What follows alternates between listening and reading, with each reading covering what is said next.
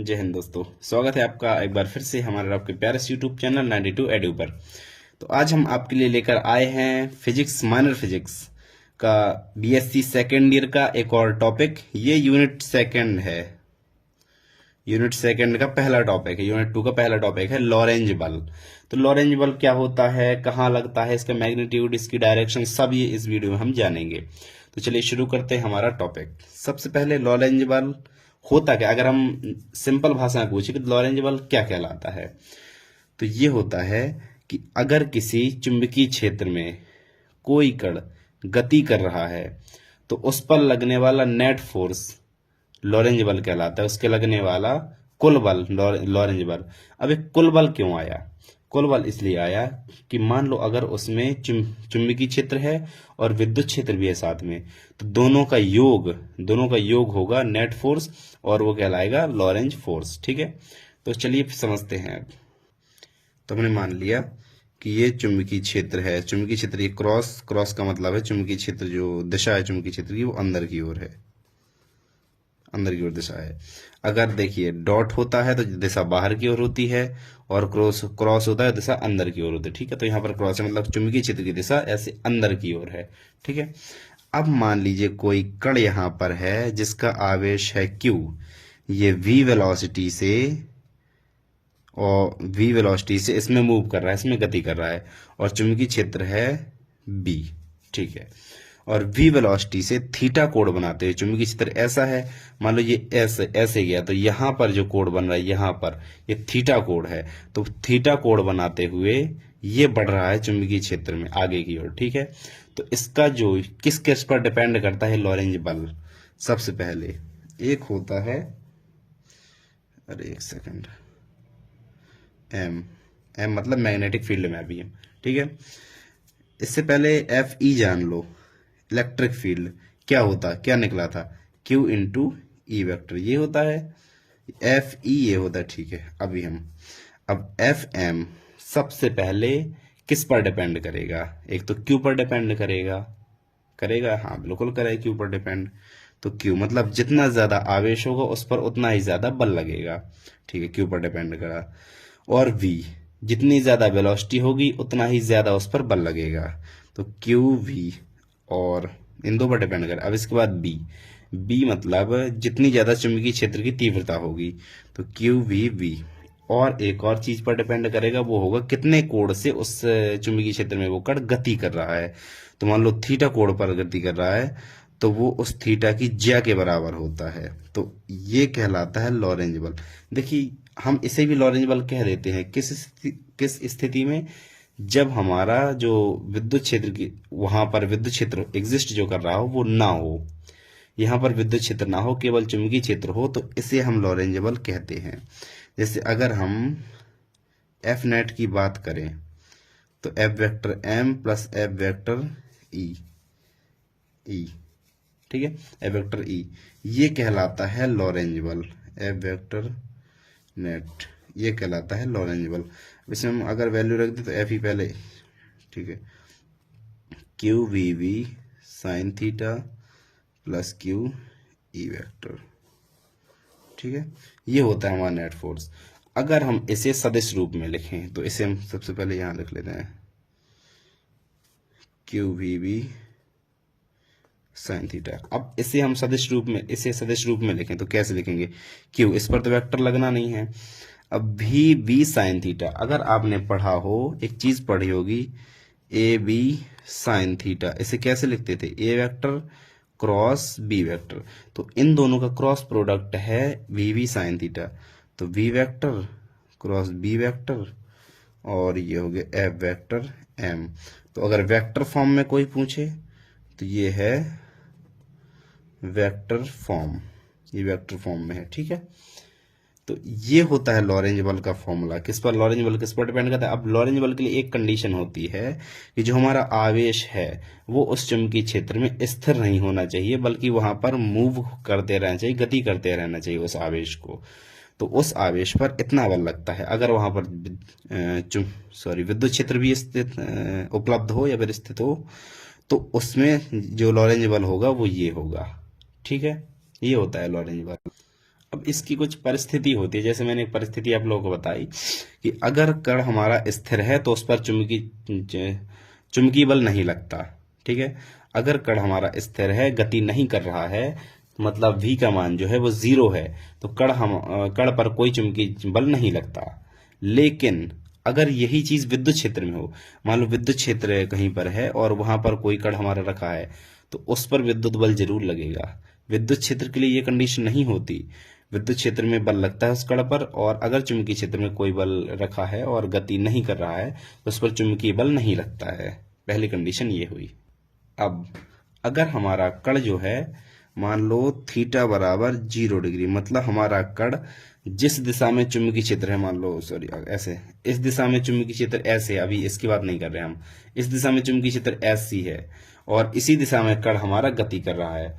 तो अगर ऐसा हो, दोनों मतलब चुंबकीय क्षेत्र की दिशा और कण की गति की दिशा दोनों सेम हो, मतलब दोनों के बीच जो थीटा एंगल है वो 0 बन रहा हो, तो इस कंडीशन में देखिए बराबर, अगर साइन थीटा साइन जीरो का मान क्या होता है 0, तो ये इसका मतलब होता है कण पर कोई बल नहीं लग रहा है। एफ का मान, बल का मान 0, मतलब जो फोर्स है मैग्नेटिक फोर्स वो नहीं लग रहा है इस पर। मतलब अगर जैसे आप दौड़ रहे हैं और आप पर कोई फ्रिक्शन फोर्स नहीं लग रहा, ना ही कोई फोर्स आप पर नहीं लग रहा है, तो आप बिल्कुल समान वेग से ऐसे चले जाएंगे, है ना। तो ऐसा ही होता है कि जब चुंबकीय क्षेत्र की दिशा और कण की गति की दिशा एक जैसी होती है, अर्थात थीटा का मान 0 होता है, तो इस कंडीशन में जो कण की गति होती है वो एक सरल रेखा में एक समान वेग होती है, और ये कंडीशन होती है चुंबकीय क्षेत्र के लिए। लेकिन विद्युत क्षेत्र में अगर कोई कण विद्युत क्षेत्र के समांतर गति करता है, ध्यान से सुनिए, विद्युत क्षेत्र में अगर कोई कण, विद्युत क्षेत्र मान लो ये है, अगर कोई कण विद्युत क्षेत्र के समांतर गति करता है, तो विद्युत क्षेत्र के द्वारा उस पर बल लगता है, और उस बल के द्वारा कण की जो गति होती है वो चेंज होती रहती है, अर्थात उसमें त्वरण आ जाता है। मतलब कण की गति जो होती है त्वरित होती रहती है। ठीक है, समझ में आई बात। तो ऐसा नहीं कि चुंबकीय क्षेत्र विद्युत क्षेत्र के लिए अलग सेम होता है, अलग अलग होता है। देखिए इसमें अगर थीटा का मान 0 हो तो मतलब चुंबकीय क्षेत्र और कण की गति की दिशा समान हो तो उस पर बल नहीं लगता। लेकिन विद्युत क्षेत्र और कण की गति की दिशा समान हो तो उस पर बल लगता है। ठीक है, ऐसे होते हैं। और एक और अगर हम देखें, थीटा बराबर 90 डिग्री, मतलब एफ वेक्टर बराबर क्यू बी बी। ठीक है, F vector M Q B B, मतलब अगर थीटा का मान 90 डिग्री है, मतलब अगर चुंबकीय की दिशा ये है और कण की गति की दिशा ऐसे मान लो, हाँ ये है। ठीक है, 90 का एंगल बनाते हुए इस तरफ जा रही है, तो इस कंडीशन में सबसे मैक्सिमम उस पर बल लगेगा और उस बल का मान हो क्यू वी बी। ठीक है, समझिए बात। जैसे ये है, ठीक है, ये है और ये हो गई चुंबकीय क्षेत्र दिशा, और ये हो गई मान लो कण की गति की दिशा। यहाँ पर एंगल बन रहा है 90 डिग्री, तो इस कंडीशन में उस पर सबसे अधिक मात्रा है, मतलब सबसे अधिक बल लगेगा उस पर, कण पर। ठीक है, तो अगर लंबवत हो तो इस स्थिति में जो कण का मार्ग होता है वो होता है वृत्ताकार। अभी मैं बताऊंगा इसकी दिशा कैसे निकालते हैं हम। तो कण का मार्ग होता है वृत्ताकार होता है।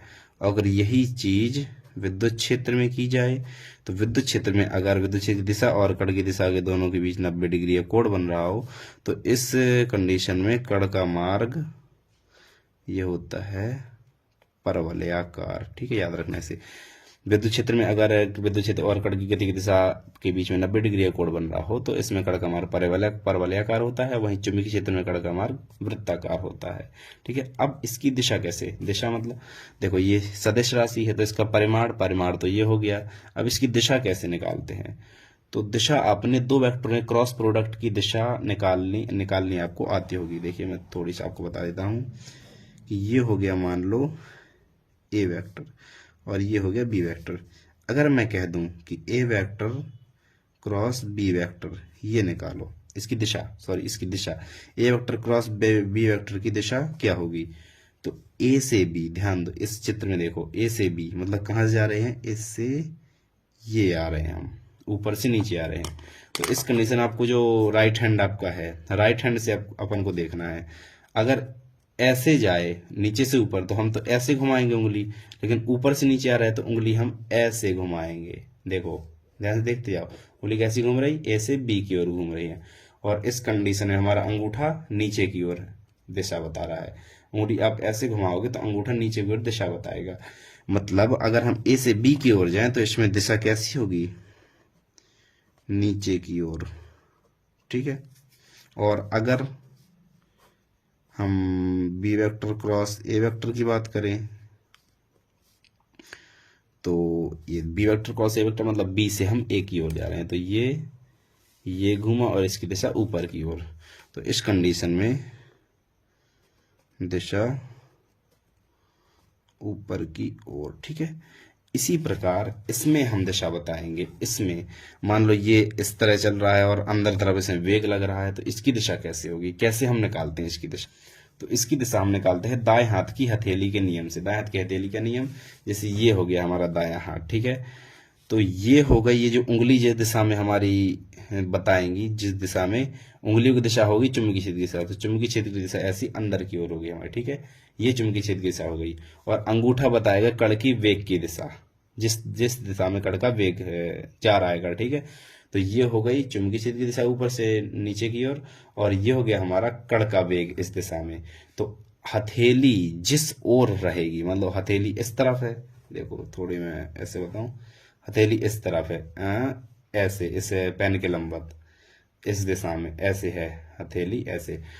तो इस कण पर बल किस दिशा में लगेगा, देखो इस दिशा में इस कण पर बल लगेगा, ठीक है। एक बार आप अच्छे से कर लेना कि अंदर की राइट हैंड हथेली का नियम, ठीक है। तो अंदर तरफ जिस दिशा में चुंबकीय क्षेत्र हो उस दिशा में हमारी उंगलियां जाती हैं, और जो कण का वेग हो जिस दिशा में उस दिशा में हमारा थंब जाता है। तो ये गया, और हथेली जिस ओर संकेत करेगी वो होगी कण पर लगने वाले बल की दिशा, ठीक है। ऐसे निकालते हैं किसी चुंबकीय क्षेत्र में गतिमान आवेश पर लगने वाला बल। तो ये निकला लॉरेंज बल किसके लिए, एक गतिमान आवेशित कण के लिए। अब कण के लिए तो निकाल आया, अगर हमसे कहा जाए कि ऋजु चालक के लिए, ऋजु चालक मतलब एक बिल्कुल सीधा चालक है, ऐसे ये सीधा चालक है, इसमें धारा की दिशा ये है, ठीक है, धारा की दिशा ये है, और जो चुंबकीय क्षेत्र है उसकी दिशा ये है। तो इस पर लगने वाला इस पर लगने वाला लॉरेंज बल चुंबकीय क्षेत्र के द्वारा क्या होगा, ये हो गया बी वेक्टर, ठीक है। क्या होगा, तो इसका जो मैग्नीट्यूड होता है, मान लो इसकी लंबाई एल है, तो आई नहीं यार, एफ बराबर आई डी एल साइन थीटा, ये होता है इसका फॉर्मूला। इसे मैं शॉर्ट में बता रहा हूं, या फिर अगर सदिश रूप में देखें तो I D L, sorry D नहीं होता, बी होता है, I B L sine theta, I B L sine theta, एक सेकंड यहाँ पे I B L sine theta या फिर I L B sine theta, ठीक है, ये लिख देते हैं हम थीटा। अब इसे अगर हम सदिश रूप में लिखो, सदिश रूप में हम इस प्रकार लिख, आई तो हमारा बाहर आ जाएगा, तो एफ वेक्टर बराबर आई और L vector cross B vector, ये होगा हमारा सदिश रूप में किसी ऋजु चालक पर, चुंबकीय क्षेत्र में रखे ऋजु चालक पर लगने वाला लॉरेंज बल। I L B sine theta, ये फॉर्मूला याद रखना, बहुत इंपॉर्टेंट फॉर्मूले, एक Q B B sine theta और I L B sine theta. और चूंकि ये बल एक सदिश राशि है तो इस बल की दिशा भी होगी, और इस बल की दिशा होती है चालक में बहने वाली धारा की दिशा, ये बहने वाली धारा की दिशा, और चुंबकीय क्षेत्र की दिशा, इन दोनों के लंबवत होती है इसकी दिशा। तो ये दिशा होगी इसकी, इन दोनों के लंबवत होगी इसकी दिशा, ठीक है। तो ये वीडियो हमारा यहीं पर समाप्त होता है। इसके बाद हम आपके लिए लेकर आएंगे कुछ नियम, जो दाएं हाथ की हथेली का नियम और बाएं हाथ का नियम, ऐसे जितने भी नियम हैं, ये सब नियम के एक साथ हम पूरी वीडियो बना देंगे। तो जुड़े रहें हमारे चैनल के साथ। Thank you so much, bye bye.